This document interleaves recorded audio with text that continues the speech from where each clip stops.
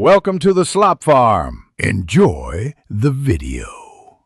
In this video, I will show how to change engine oil in Chevrolet Spark. First, park on level ground and set the parking brake. Warm the engine for a few minutes, then turn it off to avoid hot oil hazards. Place an oil pan under the drain plug, loosen the plug with the correct socket, and let oil drain fully. Replace the filter, reinstall the plug, and refill with 8 liters of fresh oil. Gather all tools before starting to keep the job smooth and safe. You will need a 14 mm socket, an oil filter wrench, an oil pan, funnel, and about 8 liters of oil. Use ramps or a jack with stands to access the drain plug comfortably. Keep rags and a container to catch drips, and wear gloves and safety glasses.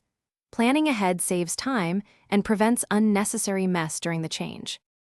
If you're finding this guide helpful, please subscribe and like to support future videos. Quick recommendation: the Owala water bottle is great for staying hydrated during projects. It fits cup holders and seals tightly so you won't lose a drop while working under the hood. Check the description for the link and other deals, and pick one up if you want a handy companion for garage days. Now let's get back to the video. Start by removing the drain plug and letting the oil flow into the pan until it slows to a few drips. Swap the old filter for a new one, applying a thin oil layer to the gasket and tightening by hand or to spec. Reinstall the drain plug with the correct torque, then use a funnel to add 8 liters of the recommended oil. Run the engine, check for leaks, and verify oil level on the dipstick. Thanks for watching.